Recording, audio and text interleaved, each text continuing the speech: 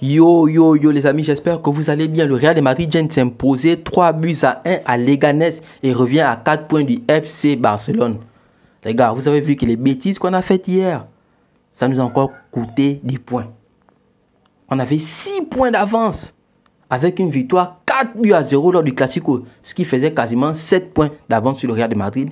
En 2 journées, frère, on joue n'importe comment, on lâche des points même dans les matchs qu'on maîtrise. Aujourd'hui, le Real de Madrid gagne sans avoir bien joué et il revient à 4 points derrière nous.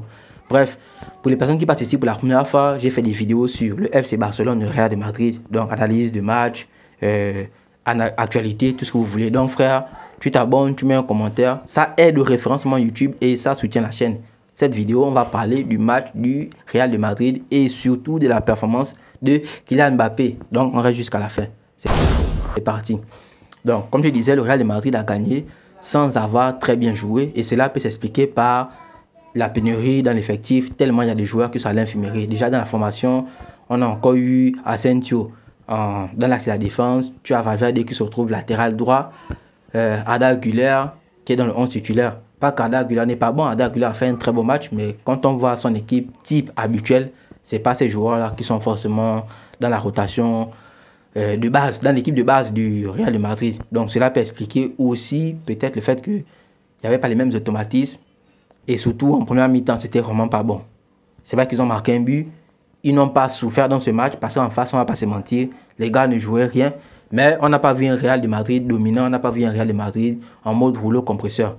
Peut-être vous allez aussi dire que les gars n'ont pas eu à appuyer, vu qu'en face, il n'y avait pas besoin d'appuyer sur l'accélérateur parce qu'en face, il n'y avait pas de véritable opposition. Mais ça laisse quand même quelques inquiétudes face au match. Ça laisse quand même quelques inquiétudes pour le match de mercredi face à Liverpool. Donc, on va essayer de diviser la vidéo en deux parties. Les points positifs qu'on retire de ce match et les points négatifs. Déjà, les points positifs, il y a le petit Asensio. Moi, je trouvais qu'il a fait un très bon match. On va pas se mentir. Déjà, il y a Courtois qui est de retour. Il a fait un clean sheet. On a habitué, c'est Courtois. Mais j'ai parlé un peu des joueurs qu'on n'attendait pas forcément à ce niveau. C'est vrai qu'il n'a pas eu beaucoup de boulot à faire, mais je trouve que Asensio a fait un très beau match. Valverde, ça a dépanné, sa tenue, c'était solide dans le côté droit. En milieu de terrain, je vais d'abord revenir sur la performance de Arda Güler. Les gars, Arda Güler, on va pas se mentir. De tous les mecs qui sont passés sur le côté droit pour remplacer Rodrigo, je pense que c'est celui qui s'en sort le mieux. En tout cas, sur ce match, il a montré qu'il a clairement l'étoffe pour jouer là-bas. C'est vrai qu'à un moment donné, il y a des alternances entre lui et Bellingham sur ce côté. Un moment, Arda Güler en milieu de terrain. Un moment, ça peut même être, il s'appelle comment, Camavinga qui se retrouve là-bas de temps en temps. Mais Arda Güler sur le côté droit, ça fait le taf. Ça fait clairement le taf. Donc Arda Güler, pas mal. Aussi, Brahim Diaz, l'entrée de Brahim Diaz. Brahim Diaz, c'est un petit poison en ce moment. À chaque fois que le gars rentre, il fait du sale. Déjà avec sa sélection, il a fait du sale, même à mon pays, il nous a fait du sale, c'est pas grave.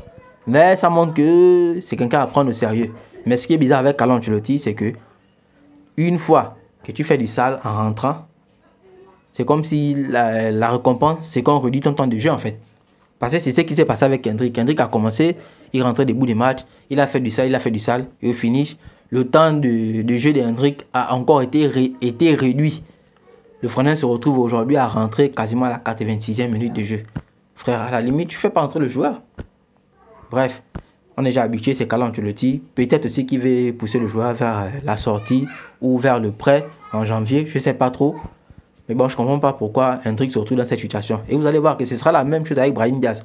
L'entrée que Brahim Diaz a fait là, pour moi, je me dis, face à Liverpool, il y a moyen qu'il soit là. Entre lui ou Arda Güler sur ce côté, il y a moyen que l'un des deux soit là. Mais après, vous allez voir qu'il va sortir une dinguerie dans le match face à Liverpool.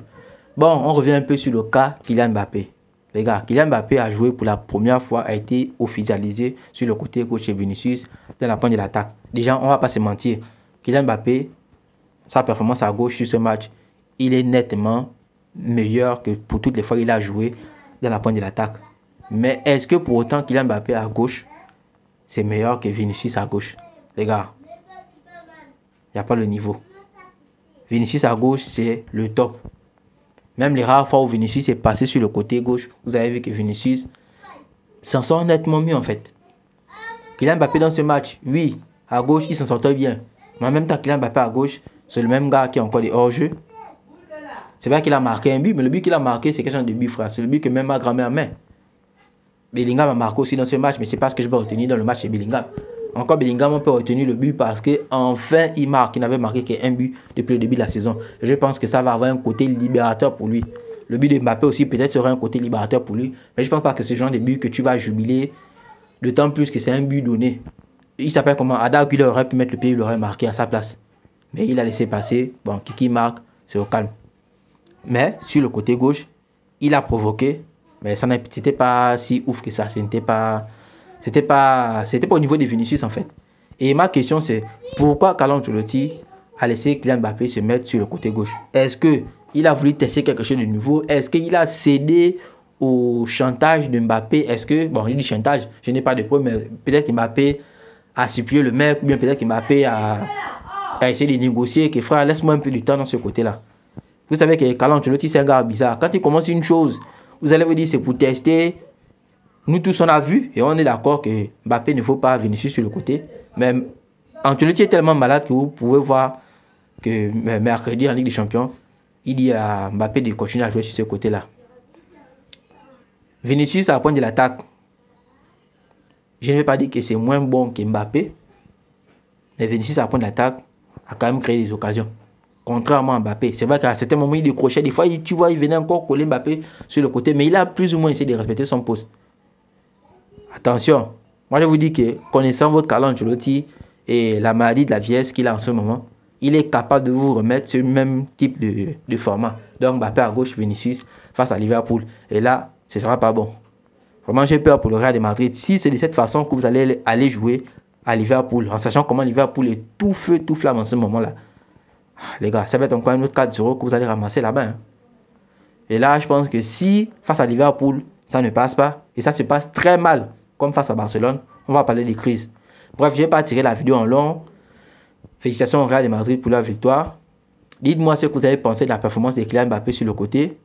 On va se capter en semaine pour les matchs de Ligue des Champions. Et là, on pourra faire des meilleurs débriefs, rentrer un peu plus en profondeur sur tout ce qu'il y avait. Parce qu'en vérité, sur ce match, pour moi, il n'y avait pas grand-chose. Déjà que nous, on a perdu hier, vous avez gagné aujourd'hui, sans avoir bien joué, face à une équipe qui était là pour vous accompagner sur le terrain. On se capte ensemble. Peace.